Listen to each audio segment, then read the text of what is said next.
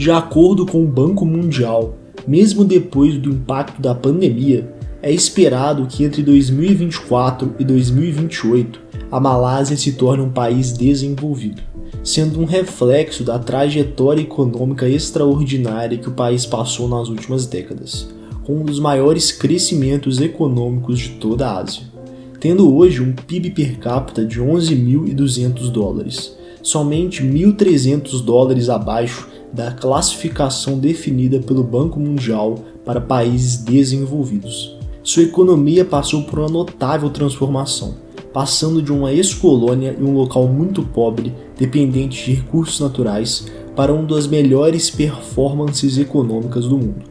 Inclusive, na década de 90, o país foi considerado o quinto tigre asiático. Mas como a economia da Malásia atingiu tamanho crescimento nessas últimas décadas e eles vão realmente escapar da chamada armadilha da renda média? É isso que vamos ver nesse vídeo. A Malásia foi durante muito tempo uma colônia britânica e sua economia foi construída em torno da produção da borracha e mineração.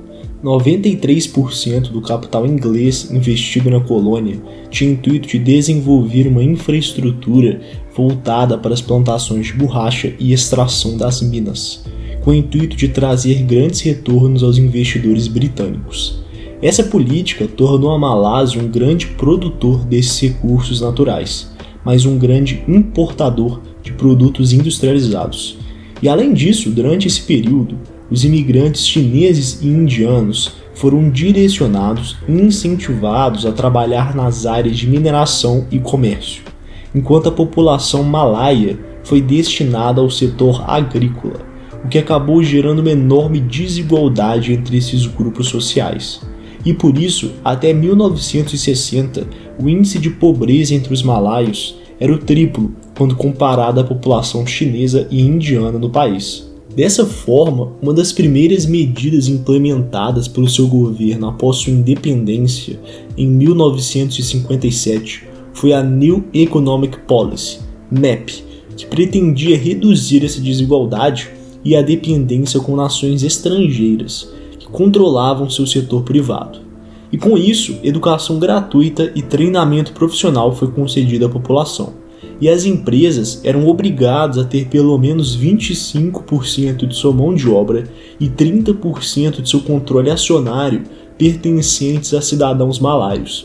Eles também foram favorecidos nas licitações, no acesso a crédito e empréstimos fornecidos pelo governo, com o intuito de aumentar a participação de sua população nativa no setor privado do país. No entanto, após sua independência, a economia da Malásia continuava exportando produtos de baixo valor, baseado em seus recursos naturais, e pouco avanço tinha sido efetivamente alcançado.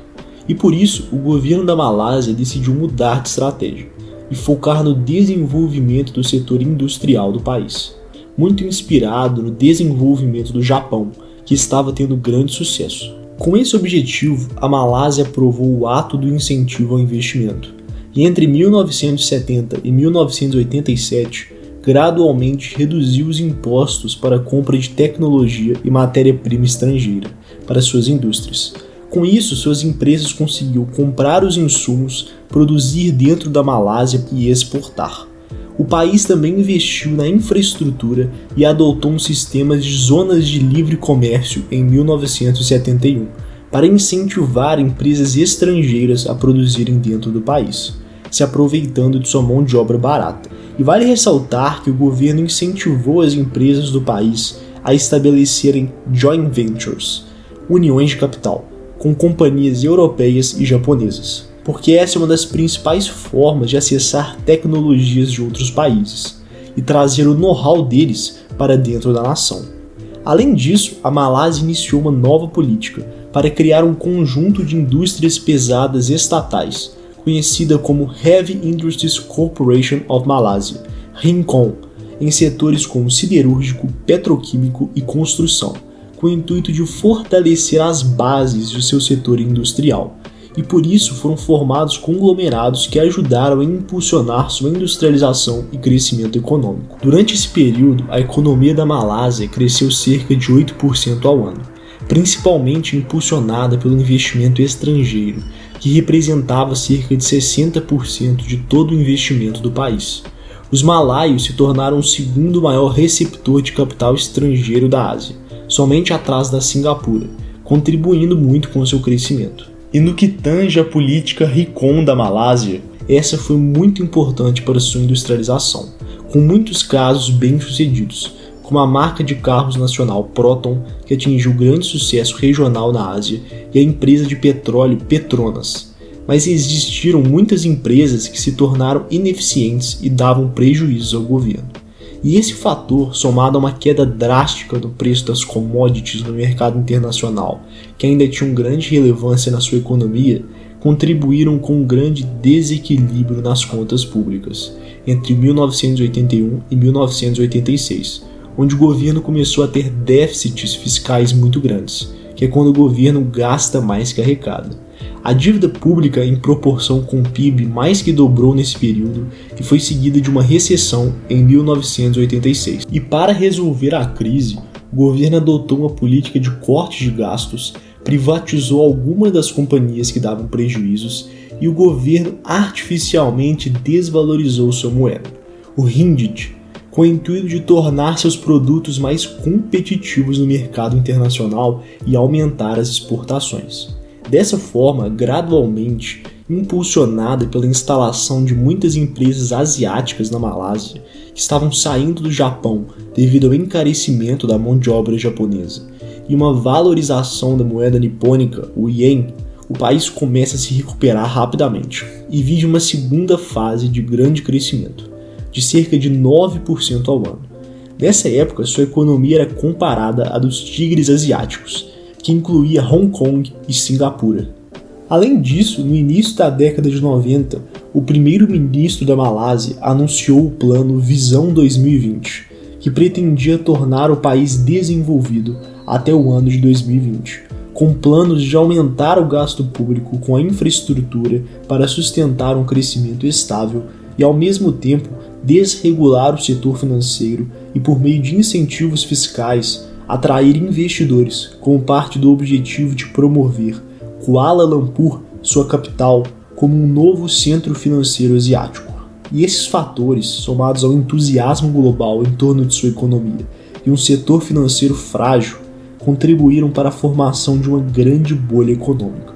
A Bolsa da Malásia nessa época tinha uma capitalização de cerca de 300% do valor de seu PIB, e era a terceira maior em valor de mercado da Ásia, somente perdendo para Hong Kong e Japão. Por isso, em 1997, quando ocorreu uma crise financeira iniciada na Tailândia, que se espalhou para todos os países asiáticos e ficou conhecida como a crise asiática, isso estourou a bolha da Malásia e teve um efeito catastrófico. Sua moeda se desvalorizou 50% e o PIB caiu 7,4%, afetando todos os países da região em um efeito em cadeia. Muitos países como Coreia do Sul e Indonésia recorreram ao FMI para obter empréstimos e por isso tiveram que seguir os termos da instituição e adotar a política de austeridade, que agravou ainda mais a crise. Mas esse não foi o caso da Malásia, que fez o oposto, devido ao seu baixo nível de endividamento, recusando os empréstimos do FMI e adotando uma política anticíclica, ou seja, aumentando os gastos públicos na crise, ao investir em infraestrutura para estimular a economia a se recuperar mais rápido. Além disso, a economia da Malásia nessa época já era muito competitiva, com 81% de suas exportações sendo de produtos industrializados, com os eletrônicos provenientes das multinacionais compondo uma parcela significativa dessas exportações.